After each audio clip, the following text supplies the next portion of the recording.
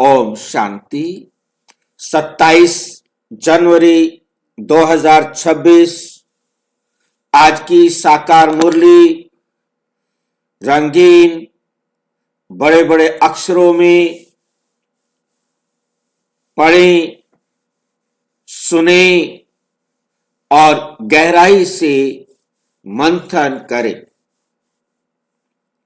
हम प्रतिदिन प्रातः 4 बजे, 6 बजे, शाम को 4 बजे, 8 बजे 4 बार मुरली मंथन करते हैं।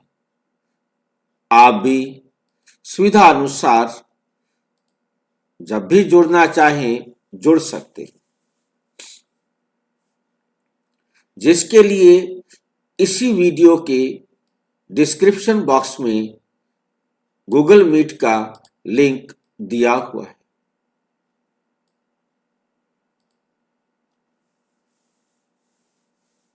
वो एक ही लिंक चारों समय रोजाना के लिए एक ही रहता है। यदि आपको जुड़ने में कोई कठिनाई हो रही है तो आप ये वीडियो जो सामने देख रहे हैं उसमें नीचे चलती हुई लाइन में व्हाट्सएप नंबर देख रहे हैं, उस पर मैसेज करके आप पुनः लिंक मंगा सकते हैं, प्रश्न पूछ सकते हैं, आपका कोई सुझाव है तो वो सुझाव भी दे सकते हैं। अच्छा, ओम शांति। आज की साकार मुरली का सार। मीठा मीठा बाबा कहते, मीठे बच्चे कदम कदम श्रीमत पर चलो।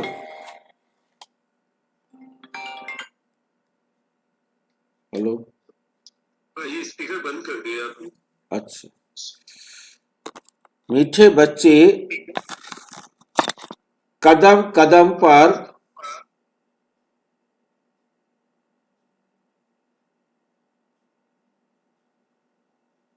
खुल गया। हो गया।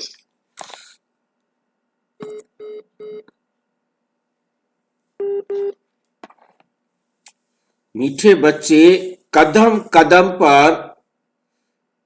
कदम श्रीमत पर चलो। हर कदम का मतलब है पैरों वाले कदम नहीं। हमारा संकल्प भी एक कदम है। हमारा एक संकल्प के बाद दूसरा संकल्प आता है तो भी हमारा वो कदम है। हमारा बोलना भी कदम है। हमारा देखना भी कदम है। कोई कर्म करना भी कदम है।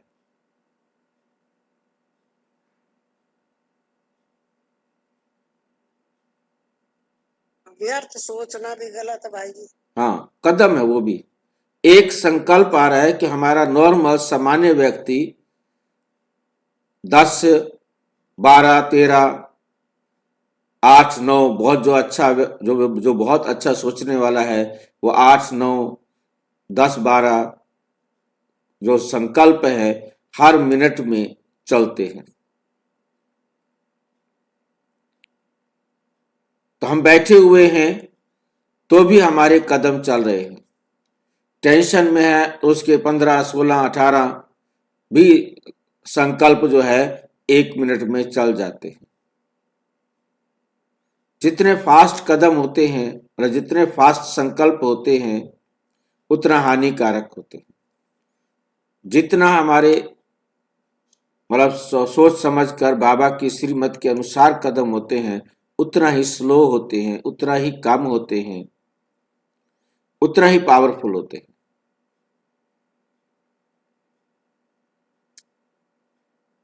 नहीं तो माया दिवाला मार देती है।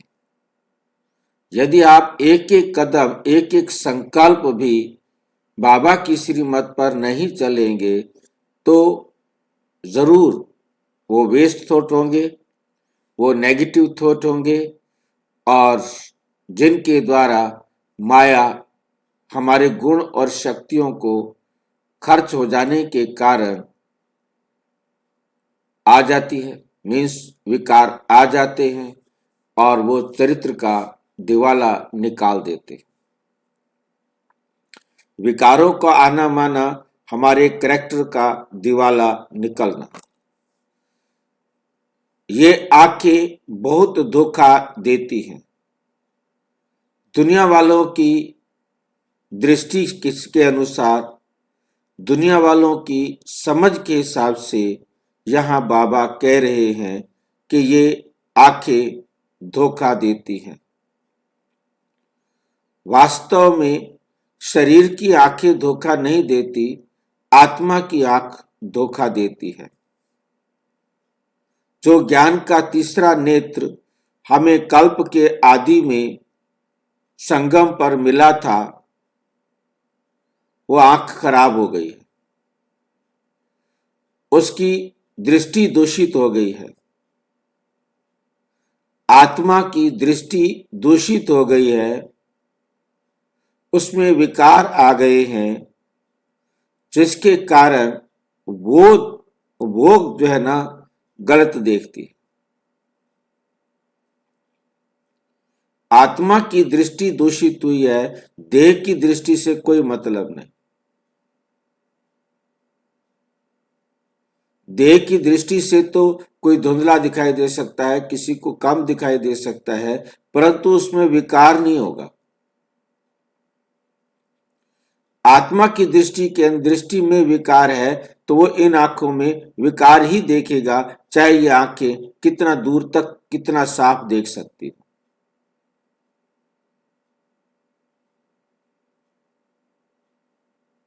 और तो ये बातें हम नयों को एकदम नहीं कह सकते।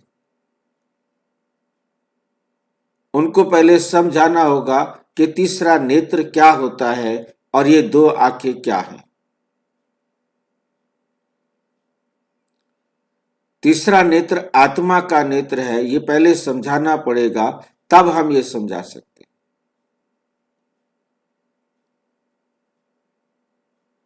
इनकी बहुत बहुत संभाल करो। वास्तव में उस आत्मा के तीसरे नेत्र की बहुत बहुत संभाल करनी। आत्मा के तीसरे नेत्र की संभाल करने की विधि सिवाय बाप के और कोई समझा ही नहीं सकता। दुनिया में भी तीसरा नेत्र ज्ञान को, समझ को कहा गया है, परंतु वहां यह भी कहा गया कि वो ज्ञान का तीसरा नेत्र, वो समझ परमात्मा देते हैं, परंतु ये नहीं जानते कि कैसे देते,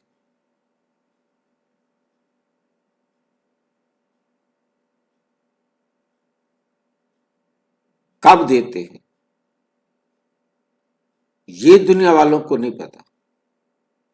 ये बात भी खुद परमपिता परमात्मा अब आकर के समझाते हैं।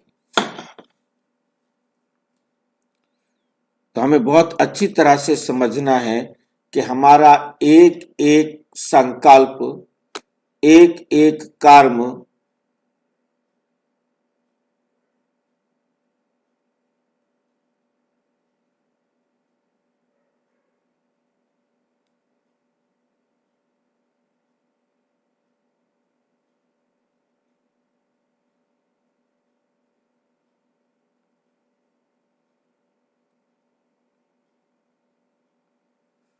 बाबा की श्रीमत पर हो।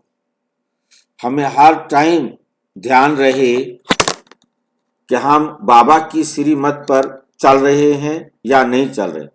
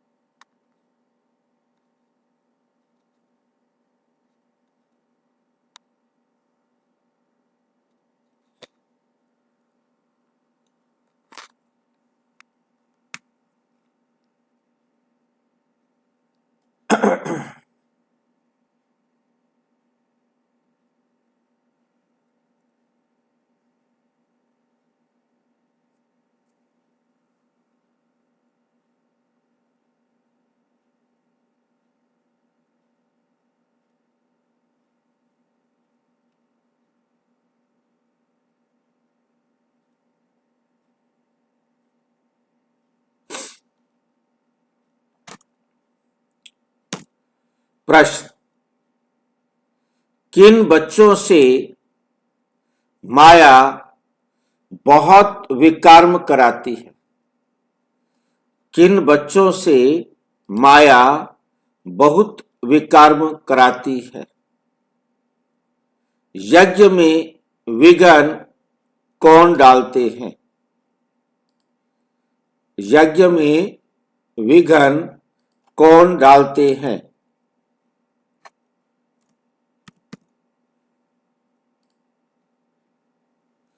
कौन डालते हैं यज्ञ में विघ्न?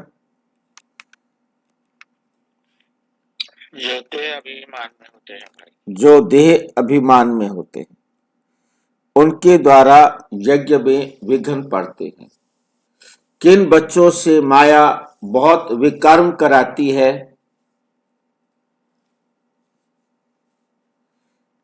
माया किन बच्चों से विकर्म कराती है?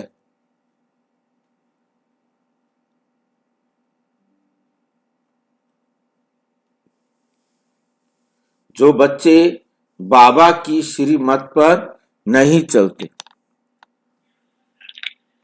और भाई हाँ जी। उन को अहंकार भी होता है और मुरली भी नहीं सुनते। मुरली भी नहीं सुनते। उन्हें देह का अभिमान भी बहुत होता है और वो मुरली भी नहीं सुनते हैं, क्योंकि उसका कारण यही है सिर्फ देह का अहंकार। मतलब इस देह का अहंकार ही अहंकार कहलाता है।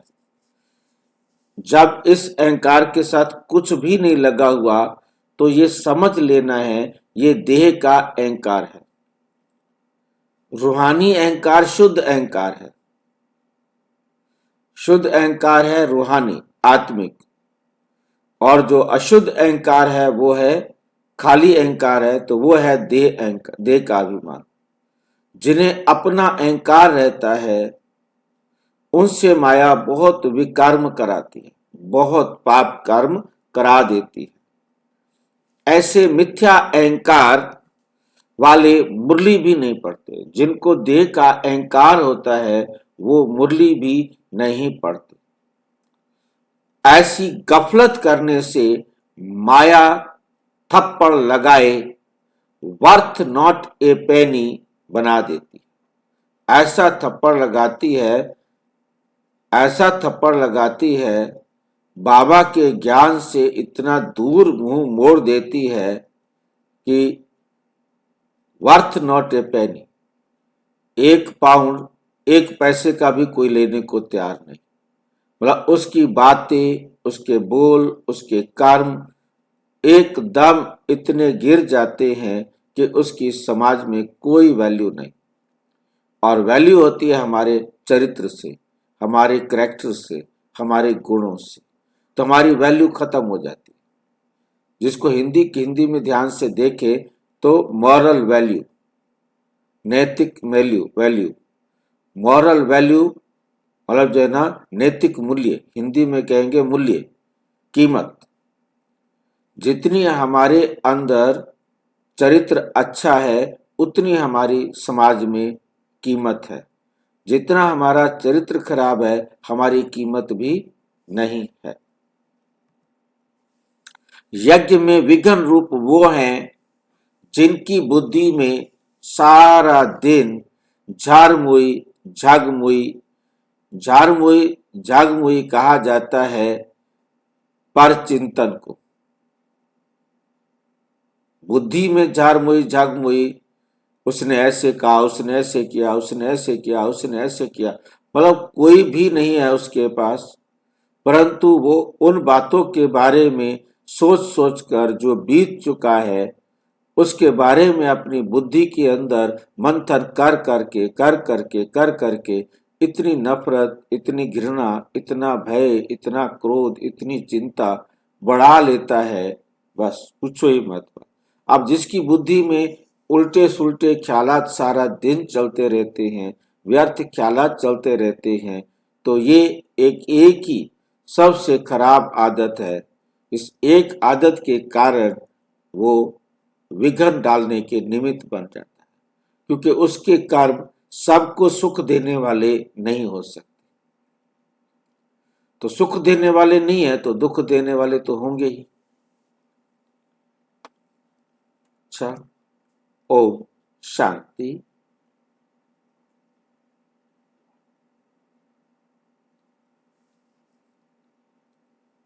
रूहानी बच्चों को बाप ने समझाया हुआ है। यहां तुम बच्चों को इस ख्याल से जरूर बैठना होता है,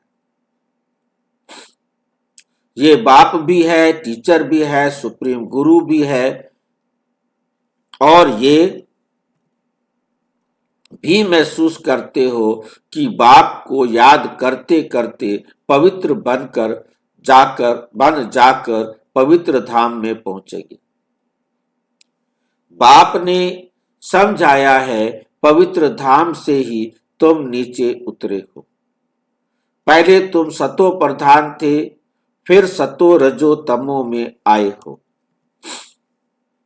अभी तुम समझते हो हम नीचे गिरे हुए हैं। भल तुम संगम युग पर हो, परंतु ज्ञान से तुम ये जानते हो हमने किनारा कर लिया है। फिर अगर हम शिव बाबा की याद में रहते हैं तो शिव आले दूर नहीं। शिव बाबा को याद ही नहीं करते तो शिव आले बहुत दूर है। सजाएं खानी पड़ती है, सजाएं खानी पड़ती है ना, तो बहुत दूर हो जाते हैं। तो बाप बच्चों को कोई जास्ती तकलीफ नहीं देते। एक तो बार बार कहते हैं मनसा वाचा कर्मणा पवित्र बनना है। मनसा वाचा कर्मणा पवित्र बनना है। ये आंखें भी बड़ा धोखा देती हैं। बहुत संभाल कर चलना होता है, बहुत संभाल कर चलना होता है।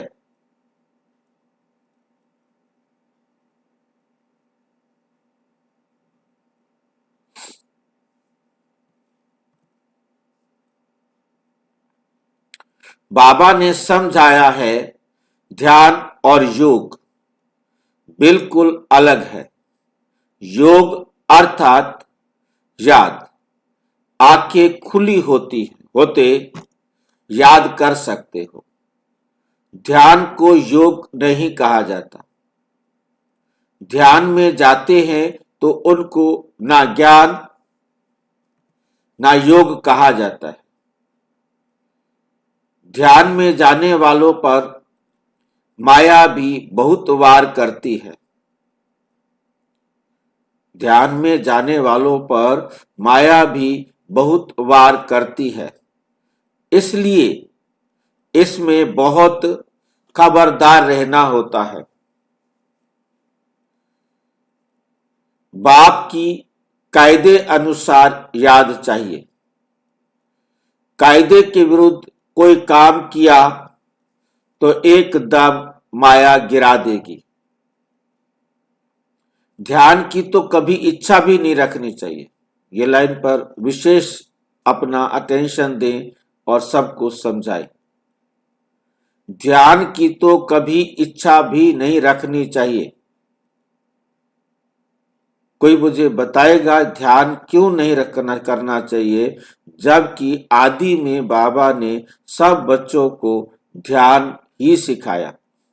सारे बच्चे ध्यान ही करते थे। भक्ति में सारी दुनिया ध्यान को ही योग समझे बैठी है। भाई जी, बाबा ने कहा ध्यान में ना योग है ज्ञान, ध्यान में ना योग है ना ज्ञान है। बाबा ने कहा ध्यान में ज्ञान भी नहीं और योग भी नहीं। तो दुनिया ध्यान को योग समझती है, तो क्या अंतर है ध्यान और योग में? योग माना बाबा का कहना मानना, और ध्यान माना? ध्यान में तो भाई जी बाबा आदि में तो उनकी डोर खींचते थे और ध्यान में हम अपने आप चले जाते हैं इमेजिन। हाँ, हम ध्यान में जो भी हमें चित्र, नाम कुछ भी याद करने के लिए दिया जाता है, हम उसी को ही सोचते रहते हैं, उसी पर ही मनन चिंतन करते रहते हैं। हमारा मनन चिंतन चलता है, हमने दर्शन करना है। हमारा मनन चिंतन करता है जो कहानी या जो मंत्र, जो सलाह हमें दी गई है उसका। अब वो मंत्र जो होता है वो कुछ शब्दों से मिलकर बना होता है, उसका अर्थ वो समझा देते हैं। जो अर्थ उन्होंने समझाया उसी अर्थ के अनुसार हम उन शब्दों का मनन चिंतन करते हैं, उन्हीं शब्दों को बार बार रिपीट करते रहते हैं और उनसे उस चित्र की जो आकृति या जो भी चीज बताई कि लाइट को देखना है, वो भी कई लाइट को कहते हैं, लाइट को देखो, किसी चित्र को देखो, कहीं ध्यान लगाओ। तो ध्यान का मतलब होता है कि जो कुछ उन्होंने बताया उन्हीं को चिंतन करो। अब वो बताने वाले मनुष्य और जिसे हम कलयुग के अंदर, द्वापुर के अंदर हम उनको उसी स्टैंडर्ड का, जैसे कोई द्वापुर में भी कोई बता रहा था तो वो द्वापुर में भी वाला बताने वाला भी 40%, 45%, ज्यादा से ज्यादा द्वापुर के आदि में बताने वाला भी 50% से कम होगा। हमें बहुत अच्छी तरह से समझना है कि जो इतना काम है, खुद ही जब इतना ही जानता कुछ, वो खुद परमात्मा को ढूंढ रहा है, वो परमात्मा से मिलने के लिए क्या बताएगा। फिर भी जो उसकी बुद्धि थी, जो उसकी समझ थी, उसने किसी शिवलिंग को या किसी मनुष्य के मूर्ति को बताया कि इस पर ध्यान करो, तो उसी का ही वो ध्यान करते थे और समझते थे कि उसका भी बहुत ज्यादा ध्यान करने के बाद कहीं दर्शन हो गया तो बड़े खुश हो जाते थे कि आज मुझे भगवान जी के दर्शन हो गए। वो भी एक साक्षात्कार भी एक किस्म का एक सपना था। ध्यान का संबंध सपने के साथ ज्यादा होता है, उसमें कोई ज्ञान नहीं है, उसमें कोई सुधार नहीं है, स्वयं का भी सुधार नहीं है। इतना जरूर है ध्यान के अंदर कि कुछ समझदार जो विद्वान लोग हैं वो अच्छे चरित्र बनाने की डायरेक्शन दे देते हैं, तो बेशक वो अच्छे चरित्र बनाने की डायरेक्शन दे देते हैं, परंतु वो आत्मा का ज्ञान नहीं देते। देह भान में, देह अभिमान में वो अच्छी बातें चिंतन करता है, थोड़ा सुधार तो आता है, ये नहीं है कि सुधार नहीं आता, परंतु वो हमारे जीवन को नहीं सुधारता। वो उनके पाठ के अनुसार उनके जीवन में सुधार दिखाई देता है। जितना भी कोई संत हो, महात्मा हो, अच्छी सोच स्वाभाविक रूप से उसके जीवन में है, ध्यान से ही उसके जीवन में अच्छी सोच आई है। इसको उन्होंने समझ लिया कि परमात्मा से हमें शक्ति मिली, परंतु वो शक्ति आपकी सोच में थी, वो शक्ति आपके पाठ में थी।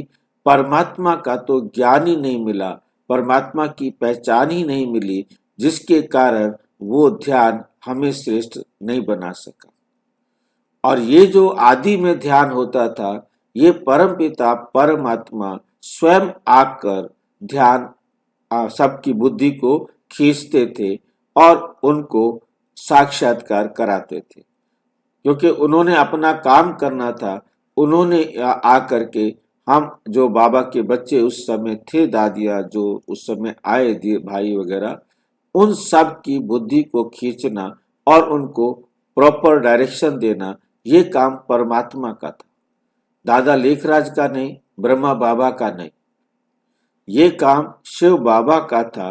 उन्होंने उनकी बुद्धि को खींचना था और उनको साक्षात्कार कराने थे, जिससे उनके जीवन में परिवर्तन आया। इसलिए ध्यान को बाबा ने हटाने के लिए ये बात जरूर सुनानी है, तो उनको समझ में आ जाएगा। जब लास्ट टाइम हटाने के टाइम की बात आई, तो अपने हिस्ट्री हॉल के अंदर जब बाबा मुरली चलाते थे, तो मुरली चलाने से पहले योग में सारे बैठते थे। एक तरफ संदली में एक कुमार बैठता था और दूसरी तरफ एक कुमारी बैठती थी। वो दोनों बैठ करके योग लगवाते थे या ध्यान में बैठते थे, क्योंकि उनका बैठना ही ध्यान में था पाठ। तो बाबा ने उनको कहा कि अच्छा बच्चे, आप ध्यान में जाओ। तो ध्यान में चले गए, बैठे ही ध्यान में, तो ध्यान में चले गए। तो ध्यान में जाने का मतलब था कि वो इतने अभ्यासी हो चुके थे कि वो देह से न्यारे हो जाते थे, इतने न्यारे हो जाते थे, उनको कुछ सुनाई भी नहीं देता था, इतना बॉडी से वो डिटैच हो जाते थे। अब वो बॉडी से तो डिटैच हो गए और बाबा ने मुरली चला दी और लास्ट में पूछा, बच्चे बाबा ने क्या कहा? बच्चों ने कहा, बाबा हम तो ध्यान में थे, हमें तो नहीं पता। बाबा ने कहा, परमात्मा परम धाम से आए, इतना उच्च ज्ञान दें तो ध्यान में सुनाई नहीं देता, तो इसका मतलब आप क्लास में बैठे हुए भी क्लास से गायब। आज से बंद, आज से बंद, ऑर्डर इज ऑर्डर। भगवान परम धाम से पढ़ाने आए, ध्यान में हम चले गए, हम पढ़ नहीं सकते, इसका मतलब पढ़ाई में ज्ञान नहीं है, ध्यान में ज्ञान नहीं है। नो, आज से ध्यान बंद। बस हम इस लाइन को एकदम पढ़कर आगे चले जाए। यदि हम ये चिंतन ना करें तो हम ध्यान में फंसे रहे, क्योंकि हम ध्यान ही कर रहे। इमेजिनेशन करना, परम धाम जाने का सोचना, पांचों स्वरूपों को याद करना, ये ध्यान में चले जाते।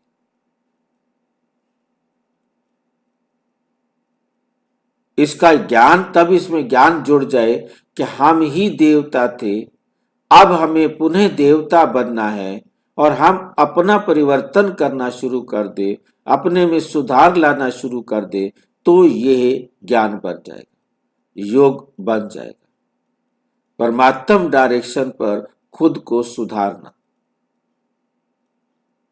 हमने 1 घंटा बैठ करके स्वदर्शन चक्र फिराया और हमारे में कोई सुधार नहीं आया, तो उसके फिराने का कोई फायदा नहीं।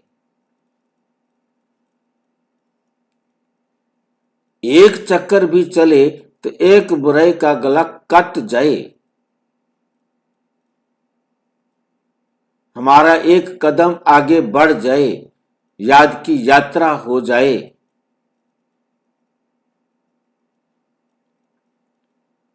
तब है ये योग, तब है ये याद की यात्रा, तब है हमारा समय सफल हुआ। इच्छा मात्रम अविद्या का मतलब इच्छा तो करनी है, इच्छा मात्रम अविद्या भी देह अभिमान में नहीं करनी है, देह की कोई इच्छा नहीं करनी। इस नाशवान दुनिया की कोई इच्छा रख के हमने किया कि हमारा जो है ना सेंटर बड़ा बन जाए, बाबा हमें आने जाने में दिक्कत होती है, गाड़ी मिल जाए,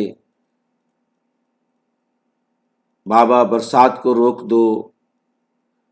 मतलब कोई भी स्थूल दुनिया की इच्छा पता ही नहीं हो हमें कि इच्छा करनी है। हमारी ये इच्छा हो कि हम आत्माएं आत्मा में कोई अवगुण नहीं रहना चाहिए। उसको निकालने के लिए बाबा ने क्या डायरेक्शन दिया है, मैं एकदम सर्वगुण संपन्न बन जाऊं, ये इच्छा होनी चाहिए। जो भी आत्माएं मेरे संबंध संपर्क में आए, मैं उनके सामने एक रोल मॉडल बन के सामने आऊं, ताकि उनका जीवन भी मेरी तरह, बाप की तरह श्रेष्ठ बन जाए। ये इच्छा रखनी है, वो तो देह भान वाली इच्छा नहीं रखनी है। उसका तो पता ही नहीं होना चाहिए। पानी चाहिए, रोटी चाहिए, कपड़ा चाहिए, दवाई चाहिए, दुनिया की जो भी चीजें हैं उनकी इच्छा करने की जरूरत नहीं। आप भल कितने, हाँ जी, शुद्ध अहंकार रखना चाहिए, अशुद्ध अहंकार नहीं रखना चाहिए। हाँ, ये इच्छा है, वो अहंकार है, ये इच्छा है। शुद्ध इच्छा रखो। शुद्ध इच्छा मतलब आत्मा के उत्थान की इच्छा। देह के लिए कुछ भी इच्छा रखते हैं वो अशुद्ध है। इच्छा मात्रम अविद्या का मतलब होता है इच्छा होती ही क्या है ये हमें पता ही ना हो, ये हमें पता ही ना हो।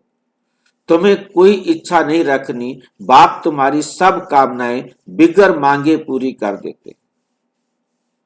हम आत्माओं की सारी कामनाएं, हम आत्माओं को चाहिए ज्ञान का भोजन, वो सवेरे सवेरे इतना खिला देता है, इतना खिला देता है, आप सारा दिन उसको हजम करने में लगे रहो, वो खत्म होने वाला नहीं। बाप तुम्हारी सब कामनाएं बिगर मांगे पूरी कर देता है। आत्मा की मांगे पूरी करता है, देह की नहीं। क्योंकि हम भक्ति में सुनते आए कि भगवान हमारी इच्छाएं पूरी करता है, कामनाएं पूरी करता है, परंतु बाबा कामनाएं पूरी करता है आत्मा की। आत्मा को जो चाहिए वो खजाना सवेरे सवेरे दे देता है। इस देह को चाहिए ना, ये मेरा कोई रिश्ता नहीं, देखता ही नहीं। परम आत्मा देह को देखता ही नहीं।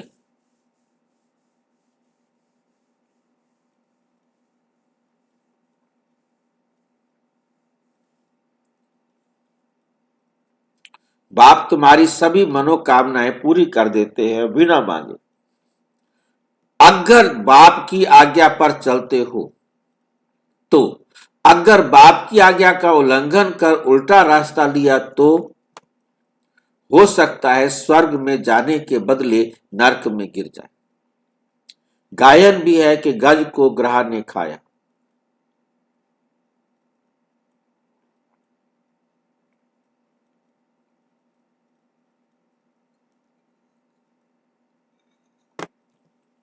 बहुतों को ज्ञान देने वाले, बहुतों को जो ज्ञान देते थे, भोग लगाने वाले, जो ध्यान में जाकर भोग लगा के आते थे, आज है नहीं। क्योंकि कायदे का उल्लंघन करते हैं तो पूरे मायावी बन जाते हैं। कायदे का उल्लंघन करते हैं तो क्या बन जाते हैं? पूरे मायावी बन जाते हैं। डीटी बनते बनते डेविल बन जाते हैं। देवता बनते बनते क्या बन जाते हैं? शैतान बन जाते हैं। इसलिए इस मार्ग में खबरदारी बहुत चाहिए। इसलिए इस मार्ग में क्या चाहिए? खबरदारी बहुत चाहिए। अपने ऊपर कंट्रोल रखना होता है। बाप तो बच्चों को सावधान करते हैं, श्रीमत का उल्लंघन नहीं करना है। आश्रीमत पर चलने से ही तुम्हारी उतरती कला हुई है। कहां से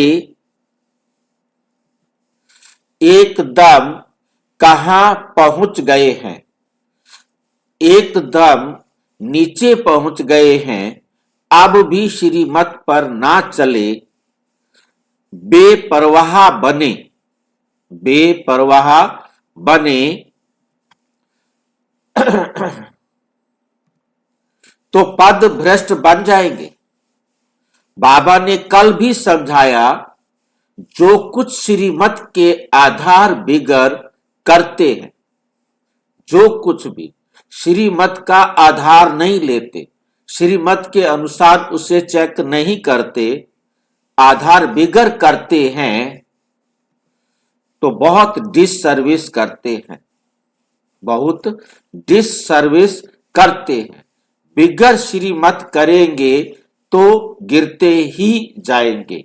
बाबा ने शुरू से माताओं को निमित्त रखा है, क्योंकि कलश भी माताओं को मिलता है। वंदे मातरम गाया हुआ है, वंदे मातरम गाया हुआ है।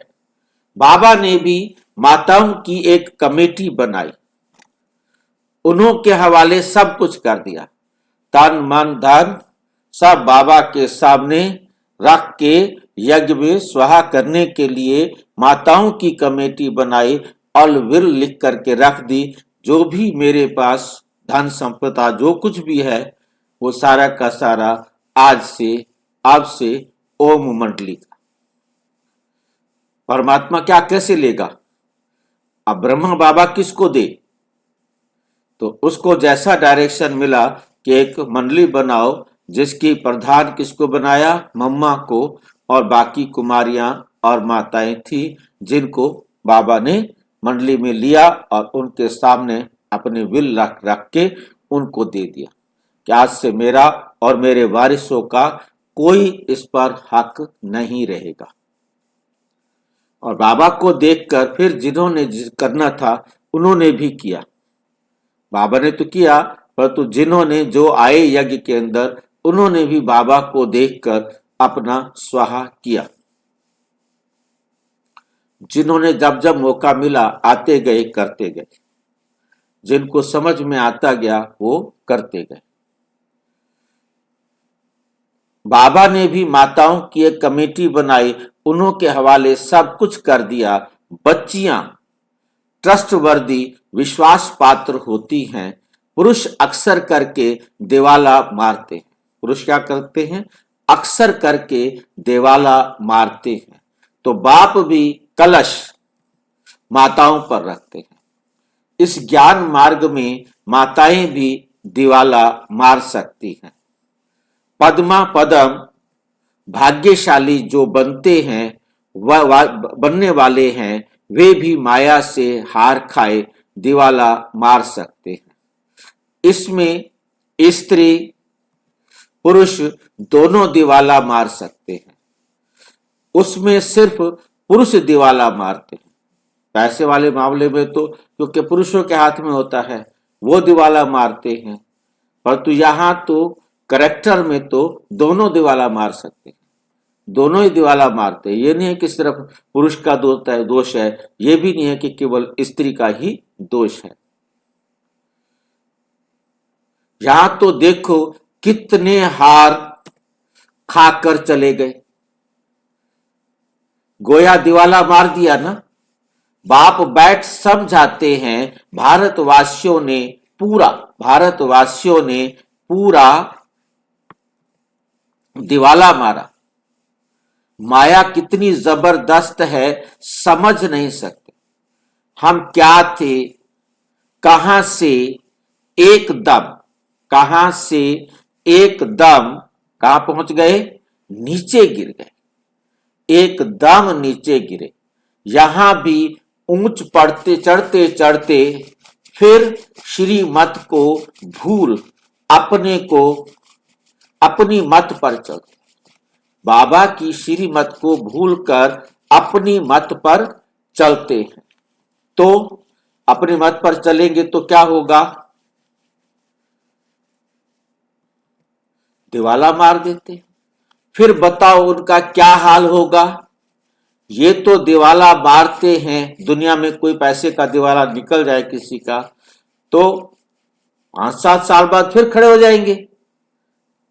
कितने लोगों के घरों को आग लग जाती है, दुकानों को आग लग जाती है, बिजनेस में घाटा हो जाता है, या कोई भी और कुछ हो जाता है।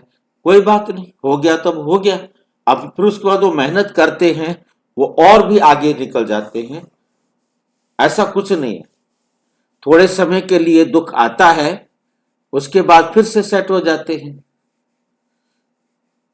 हमने कितने लोगों को देखा जिनके मकानों को आग लग गई, दुकानों को आग लग गई, और उसके बाद भी वो फिर उठे और उन्होंने अपने आप को सेट किया।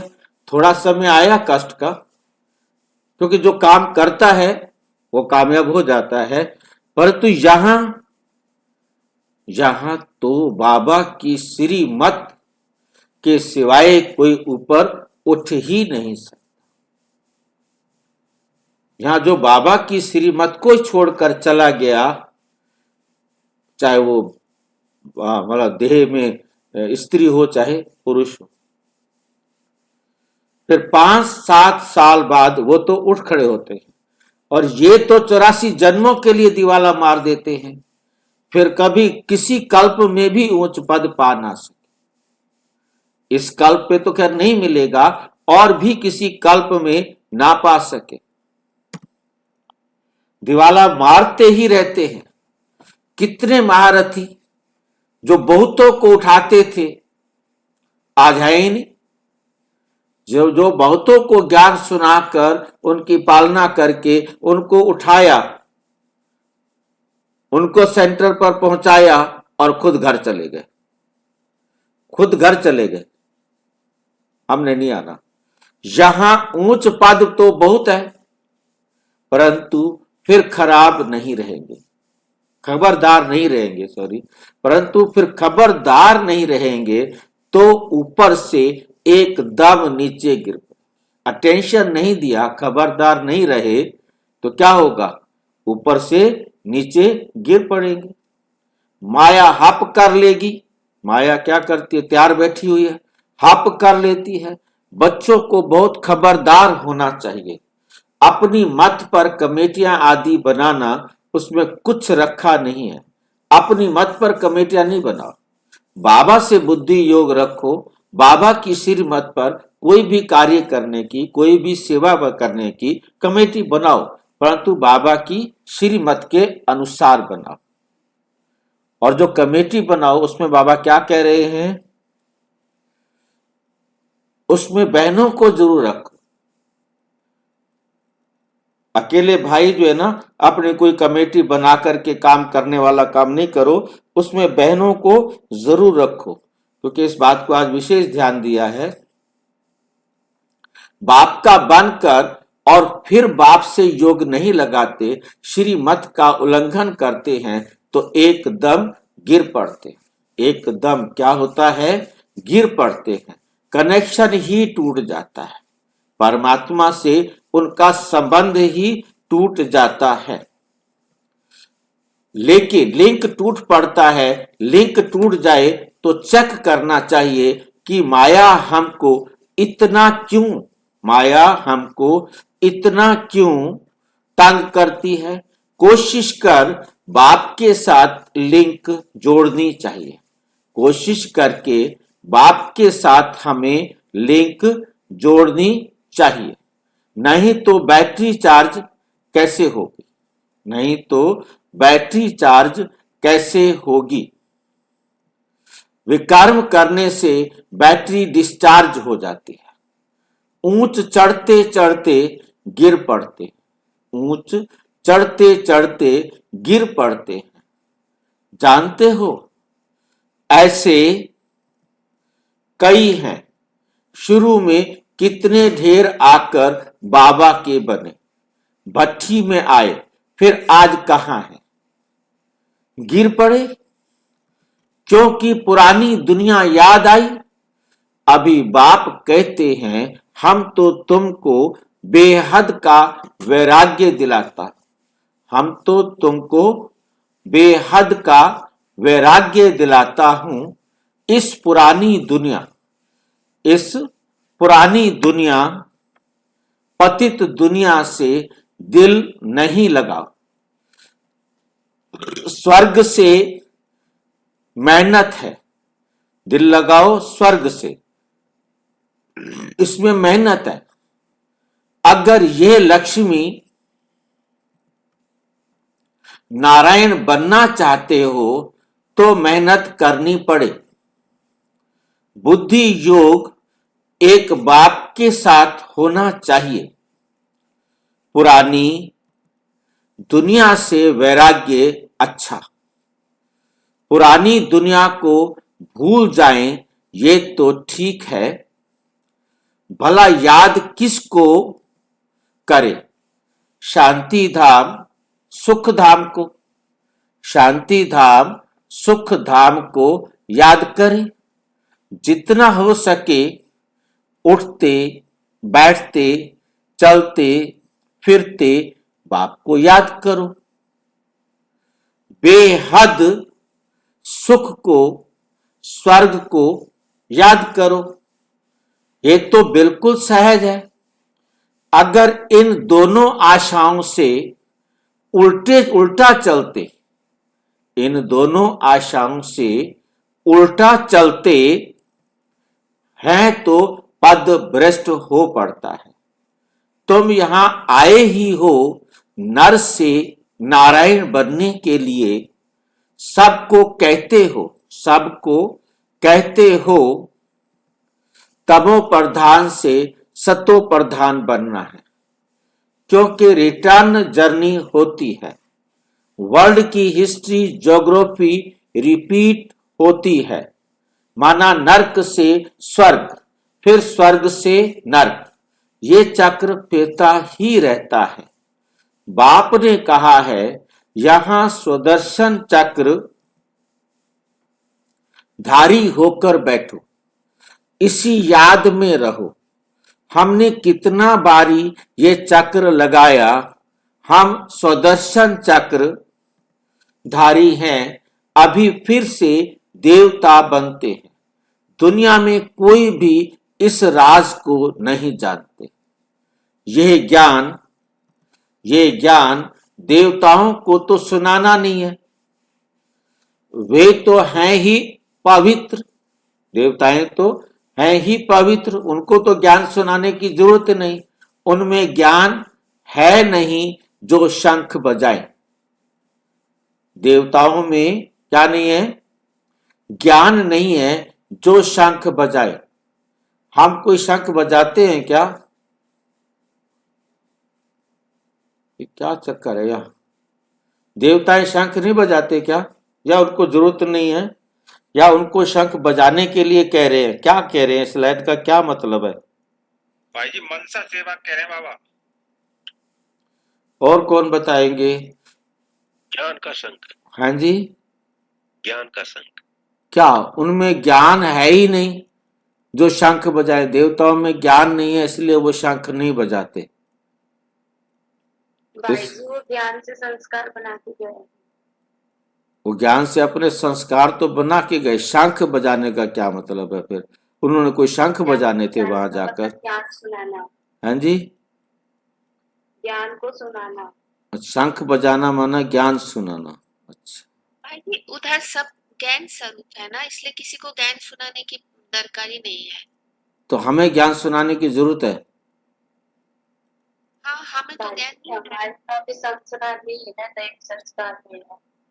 आत्माओं को भाई जी ज्ञान सुनाने की जरूरत।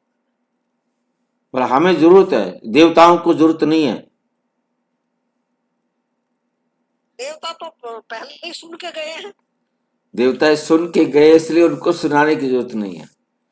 जरूरत उनके पास ज्ञान है ही नहीं। देवता बन रहे हैं, उनको सुनाने। वो एग्जाम पास करके चले गए, चाहे उन्होंने एग्जाम 100 नंबर लेकर पास किया हो, चाहे 60 नंबर लेकर पास किया हो, चाहे 20 नंबर लेकर पास किया हो, यहाँ जब तक परमात्मा के साथ है तब ज्ञान है। परंतु यहाँ से जाने के बाद केवल संस्कार रहते हैं। वहां ईश्वरीय ज्ञान ही नहीं जो किसी को ईश्वरीय ज्ञान दे। वहां यदि पहले दिन उनके पास ज्ञान हो तो पहले दिन ही समझ जाए, ठीक है, अच्छा आज हमारा सतयुग शुरू हुआ, परमात्मा ने हमें बताया तो था ही, ठीक है नहीं, अब हमारी दुनिया चलेगी। मतलब उन्हें ये नहीं मालूम होता कि हमारी दुनिया चलेगी, हम यहाँ क्यों आए हैं, कैसे आए हैं। बस वो आ गए हैं, उनके संस्कार हैं, उन्होंने ड्रेस पहन रखी है, उनको ये नहीं पता कि हम आत्मा हैं। वो अपने आप को आत्मा समझते हैं परंतु उन्हें नहीं पता कि हम आत्मा हैं। वो किसी को भी नहीं कहते कि तुम भी आत्मा हो।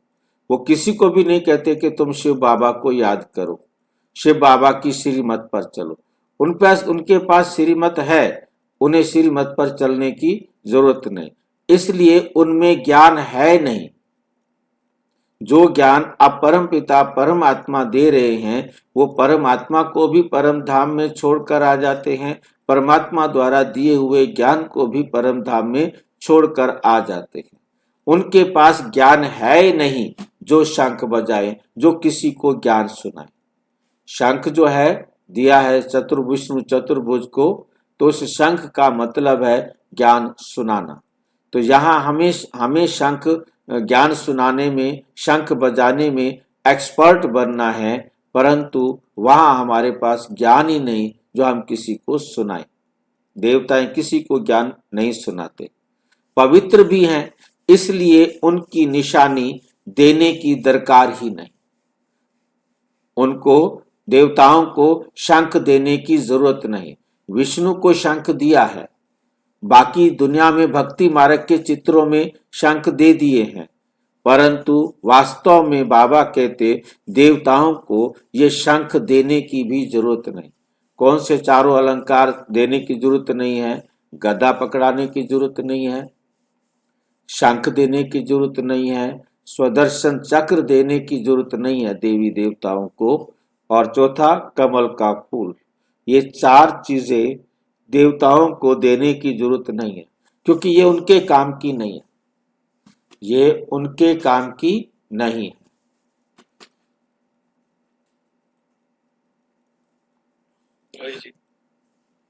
जब दोनों इकट्ठे चतुर्भुज होते हैं तुमको भी नहीं देते हैं। भाई जी, हाँ जी, आप शंख बजा रहे कि नहीं बजा रहे कि बाबा बजा रहे? ये बाबा बजा रहे हैं, मैं अपने लिए पढ़ रहा हूं और इस बहाने आप सुन रहे हो।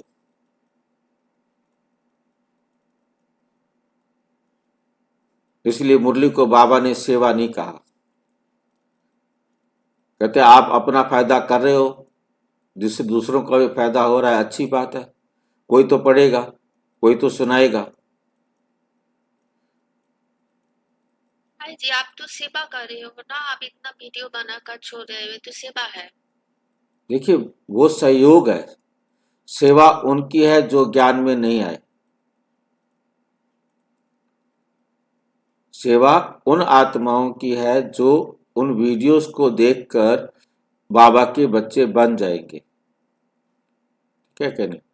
बाकी आपस में जो बीके बन गए तो आपस में हमारा सहयोग है, हम सब सहयोगी हैं। आप सवेरे उठ के ना आओ तो मैं इतनी ध्यान से, इतनी क्या बोलते शिद्दत से एक एक शब्द को ध्यान दे के मुरली पढ़ूंगा। अच्छा भाई जी, ये जो हमारा ज्ञान क्लियर हो रहा है सुन के, ये सेवा नहीं है? क्या हो रहा है? ज्ञान क्लियर हो रहा है, बुद्धि में समझ आ रहा है, ये तो वह सेवा आप अपनी सेवा कर रहे हो, मैं अपनी सेवा कर रहा हूं। तो भाई जी आप पालना कर रहे हैं, पालना नहीं, पालना देखो बहन जी, बात यह है कि आपस में हमारा एक दूसरे के साथ सहयोग है। मैं सवेरे उठ के अपना टाइम पर आने की पूरी कोशिश करता हूं, आप भी सवेरे उठकर आने की पूरी कोशिश करते हैं, एक दूसरे को सहयोग मिलता है। यदि हम सारे एक साथ ना आए तो मुरली किसको सुनाऊं? और यदि मुझे खुद मुरली पढ़नी है तो मैं 10 मिनट में मुरली पढ़ के बैठ जाऊंगा। एक एक लाइन पर, एक एक शब्द पर मंथन करना नहीं होगा, क्योंकि मेरे पास दुनिया के झमेले बहुत होंगे। जल्दी से मुरली पढ़ूं और ये काम करूं, वो काम करूं, दुनिया वाले काम करने में ज़्यादा अटेंशन जाएगा। वे आप सारे भाई बहन आ गए हैं, अब उनके साथ मुरली मंथन कर लिया जाए, अच्छी तरह से कर लिया जाए। तो आप भी पेशेंस रखते हो तो मैं कर पाता हूँ। आपको भाई जी बस देखो 5 बज गए हैं, मुरली बंद कर दो, हमारा काम रुका हुआ है, और तो फिर मैं मुरली 5 बजे पूरी कर दूंगा। नहीं तो आप कहेंगे हम जा रहे हैं, आप सुनाते रहो दीवारों को। जिसको बहुत जरूरी है वो चला भी जाएगा, चला भी जाता है।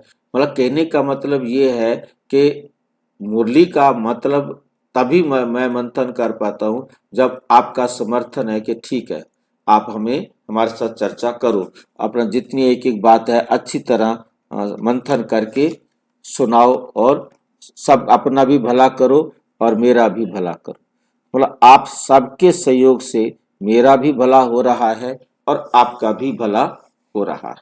ना आप मेरे ऊपर कोई एहसान कर रहे हो, ना मैं आपके ऊपर कोई एहसान कर रहा हूँ, है ना। फिर आपके द्वारा कोई अच्छी बातें आती हैं, वो भी तो एक दूसरे को सहयोग है। तो मेरा सहयोग आपके साथ है, आपका सहयोग मेरे साथ है। इसी आधार पर हम कभी ना कभी परिवार के रूप में मिलेंगे। ठीक है भाई जी, हाँ जी। सवाल था शंख हाँ जी, शंख ध्वनि सवाल। नहीं आवाज शंख ध्वनि, जी शंख ध्वनि कह रहे हो? जी, हाँ, शंख ध्वनि का मतलब अगर स्वरूप बन रहा है, चेंज अगर आ रहा है तो शंख ध्वनि सुन रहे हैं या शंख ध्वनि सुना रहे हैं? नहीं भाई जी, बात समझे। शंख ध्वनि कहने का मतलब है सेवा। यदि हम सेवा कर रहे हैं तब शंख ध्वनि है ना। हम सेवा नहीं कर रहे हैं, हम जो बाबा का ज्ञान हमने अपने जीवन में अच्छी तरह धारण किया, मंथन किया, उसके बाद हमने औरों को जाके सुनाया। ये मुरली सुनाने को बाबा ने बहुत क्लियर शब्दों में मुरली में कहा हुआ है कि वो केवल आपकी अपनी सेवा है। ऐसे तो टीचर तो बहुत बड़ी बन जाए, कुछ नहीं। टीचर हो चाहे वो सेंटर की इंचार्ज हो, वो कितना यज्ञ का पैसा बचाकर कम धन में गरीबों के पैसे से ज्यादा आत्माओं की सेवा करने में सफल होती है, वो है कि यज्ञ का भी संभाल किया, तो उसने जितना यज्ञ का पैसा बचाया तो वो उसने यज्ञ में धन दिया। चाहे अपनी तरफ से वो धन ना लाई हो, परंतु उसने यज्ञ का पैसा बचाया। आपने कोई यज्ञ में काम किया, आपने पैसा तो नहीं दिया, परंतु सेवा करने में कम पैसे में ज्यादा सेवा हो पाई, वो भी आपका धन का सहयोग काउंट हो जाता है। तो बहनों का भी इसी प्रकार से, वो अपना पैसा तो कमाती नहीं है, परंतु वो यज्ञ के पैसे को बड़ी संभाल करके खर्च करती हैं, तो उनका भी सहयोग काउंट हो जाता है, धन का सहयोग काउंट हो जाता है। जिसको मम्मा के ऊपर बाबा ने कहा कि वो यज्ञ पैसा कुछ नहीं लाई थी, परंतु उसने बड़ी युक्ति से इस यहाँ के धन को संभाला और यज्ञ की पालना की, और इस प्रकार से उसका भी लक्ष्मी पद बन गया, धन की देवी बन गई। ठीक है, मतलब सेवा करो। आप अपनी सेवा के द्वारा जितना यज्ञ का पैसा बचाएंगे, यज्ञ का पैसा बचा के रख के जाने का कोई फायदा नहीं है। उस पैसे से अनेक आत्माओं की सेवा हो। हम कितने स्वरूप बने हैं तो वो सेवा है। हाँ, वो सेवा आप अपने कर्मों से, अपने बोल से, अपने व्यवहार से जिन आत्माओं को सुख पहुंचाएंगे, वो आपको सुख पहुंचाने के लिए मिलेंगे। चारों अलंकार हमने कितने धारण किए, कितने हम स्वरूप बने, वो हम अपनी भी सेवा कर रहे हैं, वो दूसरों की भी सेवा कर रहे हैं। बिल्कुल। नहीं तो कितने हम मुरली पढ़ दें, कितनी पढ़ा दें, उसका कोई मतलब नहीं। यदि हमें चेंज नहीं आ रहा है, कोई मतलब नहीं है, उसका कोई वैल्यू नहीं। बिल्कुल। इकट्ठे चतुर्भुज होते हैं, तुमको भी नहीं देते हैं, क्योंकि तुम आज देवता, कल फिर नीचे गिर जाते हो। आज थोड़ा सुधरते हो, कल अहंकार आ जाता है, मैं तो सुधर गया, अगले दिन नीचे पड़े होते हैं, कल फिर नीचे गिर जाते हो। माया गिराती है ना, बाप डीटी देवी देवता बनाते हैं, माया फिर डेविल बना देती है। अनेक प्रकार से माया परीक्षा लेती है। बाप जब समझाते हैं तब पता पड़ता है सचमुच हमारी अवस्था गिरी हुई है। कितने बेचारे अपना सब कुछ शिव बाबा के खजाने में जमा कराए, फिर भी कभी माया से हार खा लेते हैं। शिव बाबा के बन गए, फिर भूल क्यों जाते? इसमें योग की यात्रा मुख्य है। योग से ही पवित्र बनना है।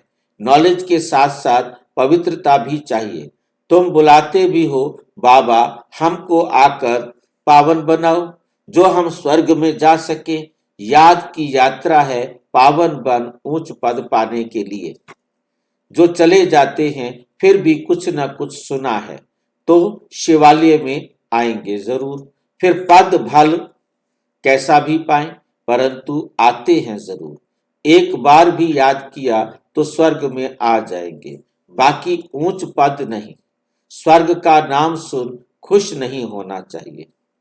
फेल होकर पैसे का पद पा लेना, इसमें खुश नहीं होना चाहिए। बस स्वर्ग है, परंतु उसमें पद तो बहुत है ना। फीलिंग तो आती है ना, मैं नौकर हूं, मेहतर हूं। पिछाड़ी में तुमको सब साक्षात्कार होगा। हम क्या बनेंगे? उसमें क्या विकर्म हुआ जो ऐसी हालत हुई?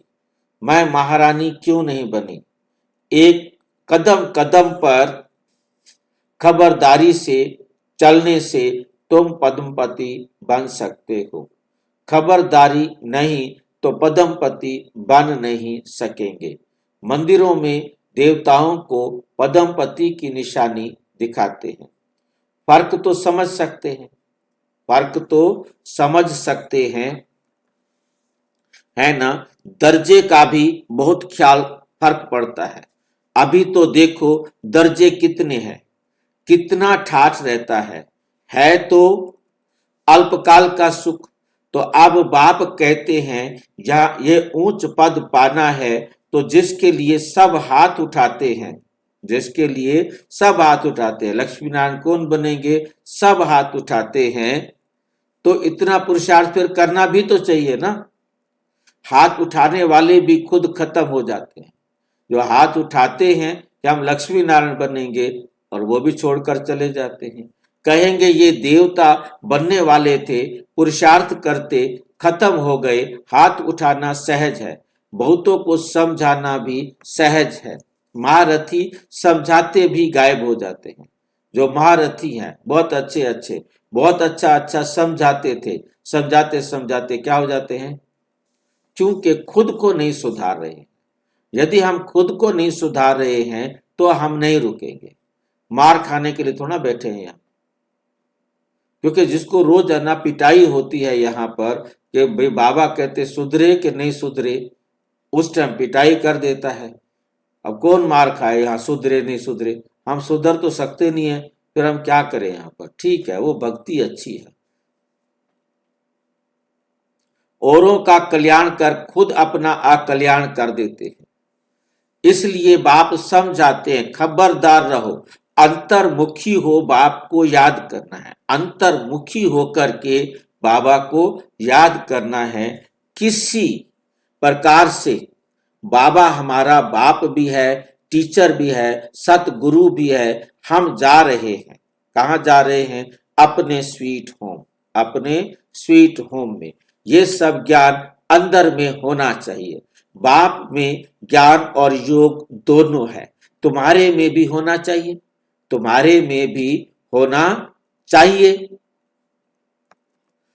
जानते हैं शिव बाबा पढ़ाते हैं तो ज्ञान भी हुआ, याद भी हुई। ये पता हो कि हम शिव बाबा से पढ़ रहे हैं तो ज्ञान भी हुआ, याद भी हुई।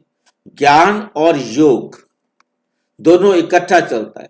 सारा दिन ज्ञान का मंथन चलता रहे, उसको अपने जीवन में प्रयोग करते रहें, तो ज्ञान और योग दोनों इकट्ठा चलता है। ऐसे नहीं कि योग में बैठे शिव बाबा को याद करते रहे, नॉलेज भूल गए। नॉलेज साथ में चाहिए, ज्ञान के साथ योग हो। हम बाबा की श्रीमत पर सारा दिन काम कर रहे हैं, तो ज्ञान भी हमारी स्मृति में है, तो योग भी हमारे सामने, हम योग में भी हैं। हम अपने आप को सुधार रहे हैं, तो योग और ज्ञान के आधार पर सुधार रहे हैं, तो ज्ञान योग दोनों एक साथ। और योग में बैठे हम कहें कि ज्ञान तो पता ही नहीं था, क्योंकि योग में तो हम ध्यान में बैठे हैं, उसमें ज्ञान की कोई जरूरत ही नहीं। ध्यान में जाने के लिए ज्ञान का प्रयोग ही नहीं होता, तो ज्ञान का प्रयोग नहीं है तो वो ज्ञान भी नहीं और वो योग भी नहीं, तो ऐसा ध्यान हमें करना भी नहीं। शिव बाबा को याद करते रहें, नॉलेज फुल भूल जाए।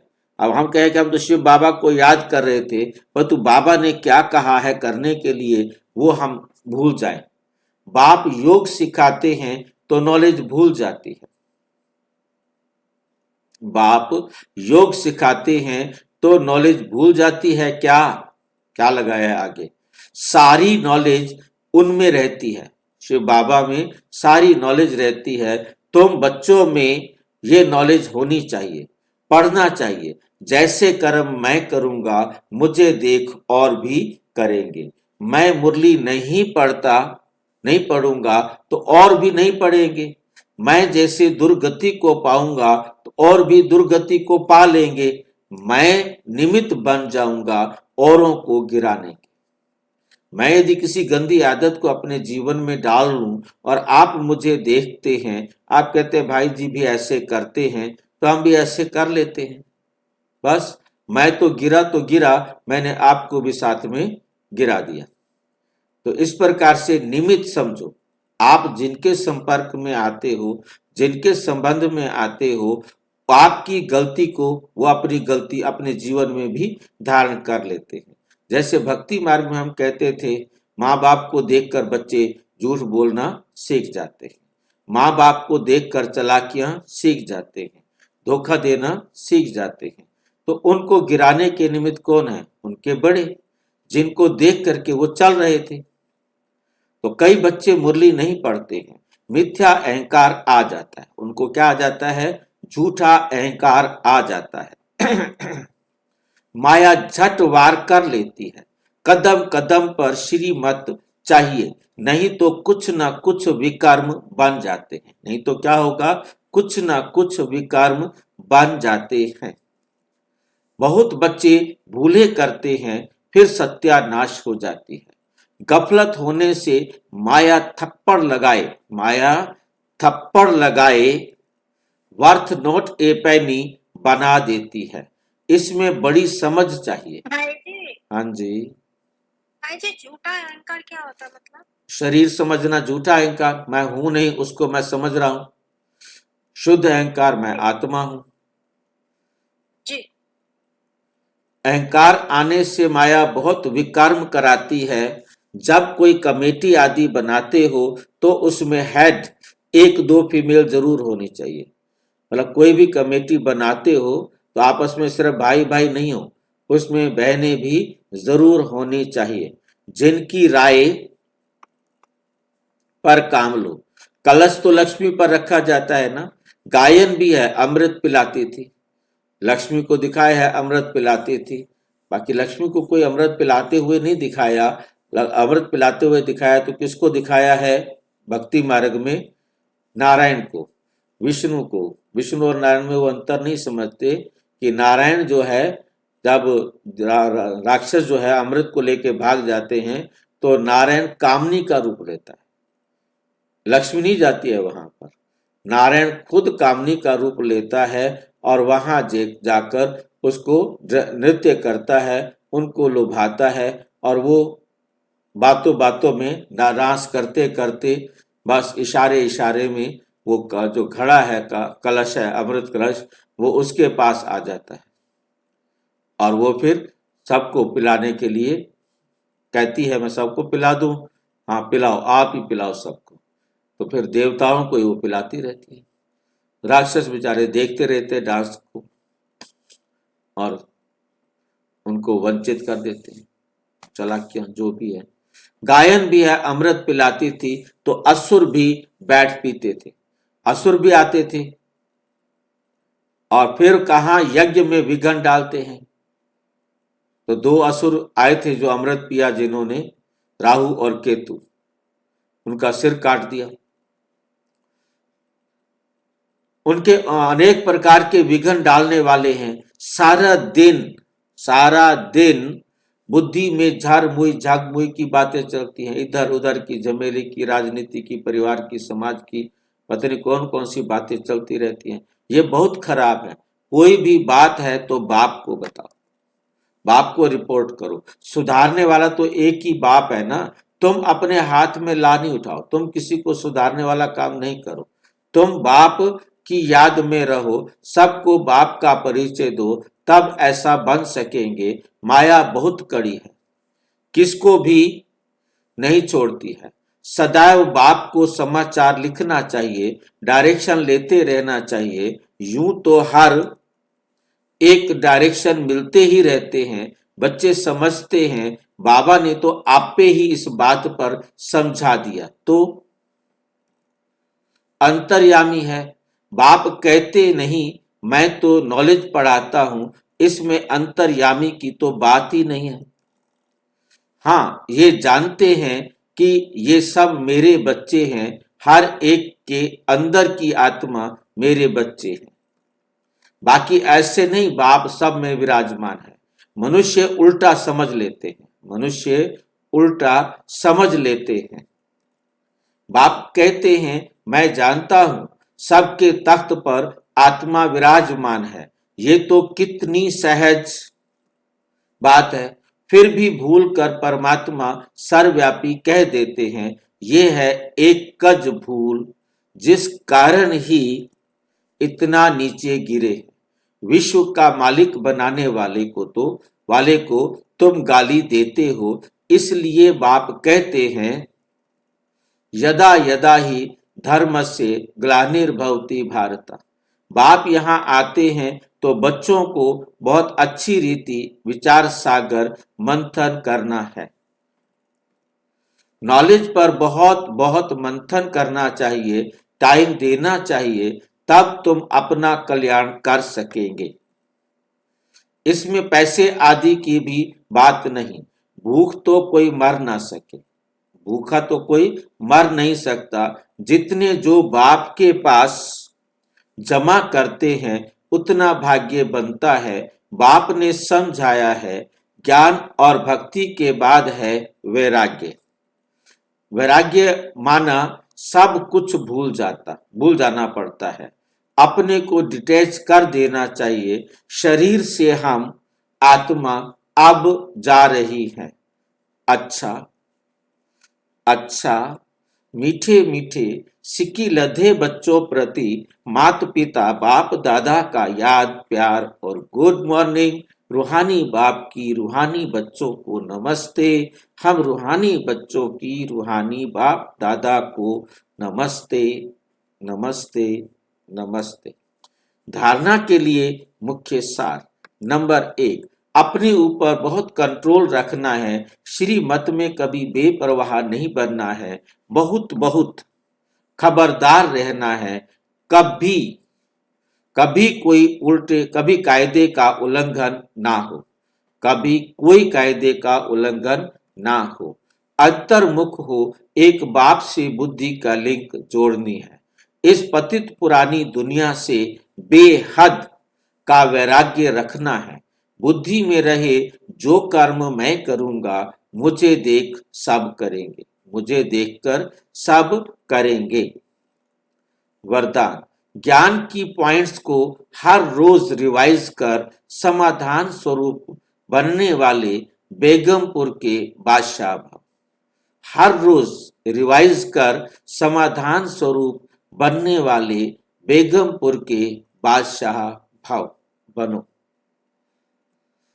ज्ञान की पॉइंट्स जो डायरियों में अथवा बुद्धि में रहती है उन्हें हर रोज रिवाइज करो, उन्हें अनुभव में लाओ तो किसी भी प्रकार की समस्या का सहज ही समाधान कर सकेंगे, सहज ही समाधान कर सकेंगे। कभी भी व्यर्थ संकल्पों के हैमर से हैमर किसे कहते हैं? अंग्रेजी का शब्द है हथौड़े को।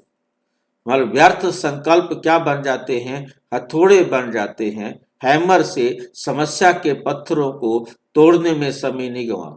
कोई समस्या आ गई है, अब आप उस पर व्यर्थ के संकल्प चलाकर सोचो कि मैं इस समस्या का समाधान कर दूं, अपना टाइम वेस्ट मत करो। ड्रामा शब्द की स्मृति से हाई जंप दे आगे बढ़ो, फिर से पुराने संस्कार आपके दास बन जाएंगे। लेकिन पहले बादशाह बनो, पहले बादशाह बनो, तब वो दास बनेंगे। तख्त नशीन बनो, अपने आप को राजा समझो, तब वो तुम्हारे दास बनेंगे। स्लोगन, हर एक को सम्मान देना ही सम्मान प्राप्त करना है। हर एक को क्या देना है? सम्मान देना, क्योंकि जिनको हम सम्मान देंगे वो भी हमारा सम्मान ऑटोमेटिक करेंगे। देना ही लेना है। अव्यक्त इशारे, इस अव्यक्त मास में बंधन मुक्त रहे, जीवन मुक्त स्थिति का अनुभव करो। जीवन बंध के साथ ही जीवन मुक्ति का अनुभव होता है। जब तक रात ना हो तो दिन का महत्व नहीं समझ में आता। जीवन बंधन के साथ ही समझ में आता है, अच्छा ये जीवन मुक्त है। अर्थात कुछ भी परिवार में हो रहा है, हम उसके प्रभाव से दुखी नहीं हैं, हम उसके बंधन में नहीं हैं, हम अपने आप को घुटन महसूस नहीं करते हैं। तो जीवन मुक्त का अनुभव होता है, वहां तो जीवन बंध की बात ही नहीं। सतयुग में तो हम क्या होता है, हमारा जीवन मुक्त होते हैं, तो वहां जीवन बंधन की बात ही नहीं। वहां पता ही नहीं लगता कि जीवन मुक्त अच्छी है या जीवन बंधन अच्छा है, क्योंकि रात और दिन सामने हो तो पता लगता है कि रात कितनी अच्छी है और दिन कितना अच्छा है।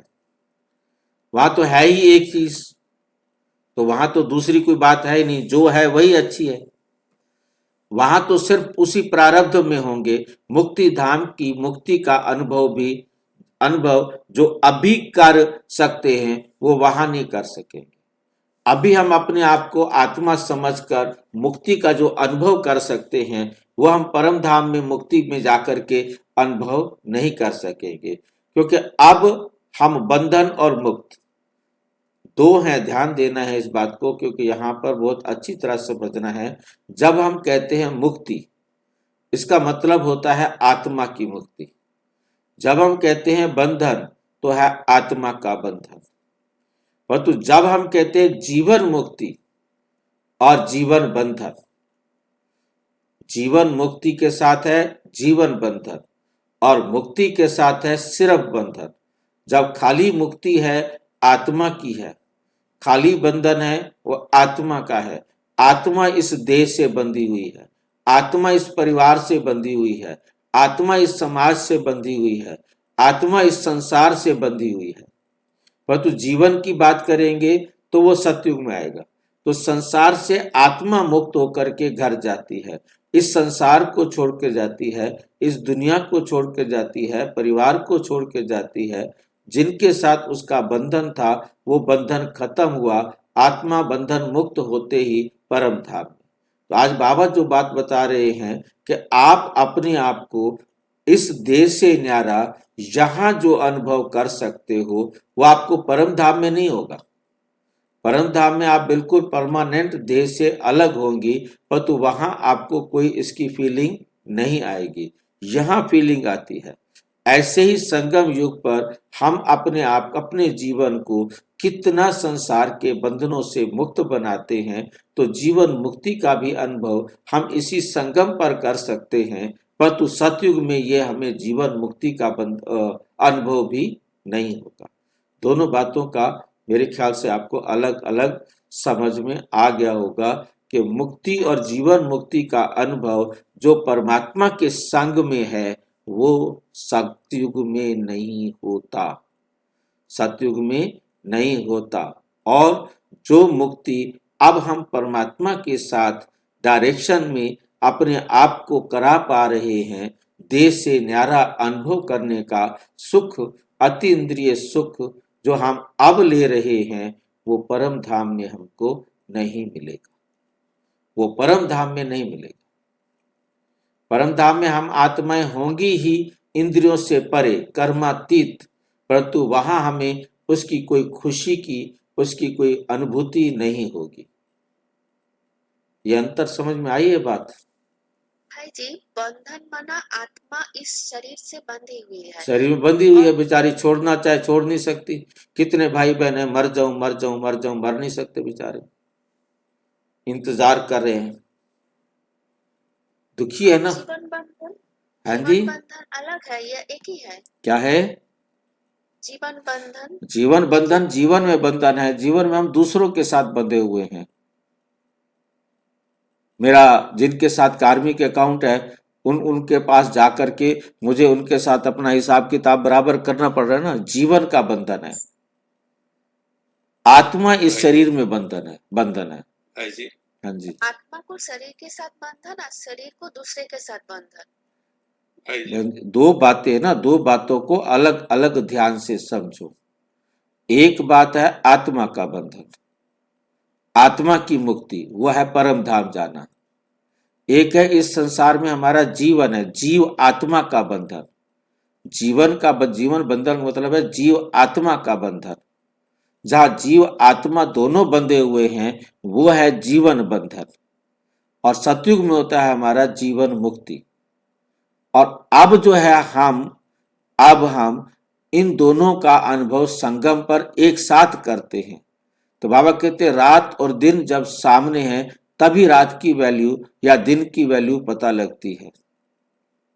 इस समय जो हमें जीवन मुक्ति का अनुभव हम करते हैं उतना हम अनुभव सतयुग में नहीं कर पाएंगे, उतना मुक्ति का अनुभव हम परम धाम में नहीं कर पाएंगे।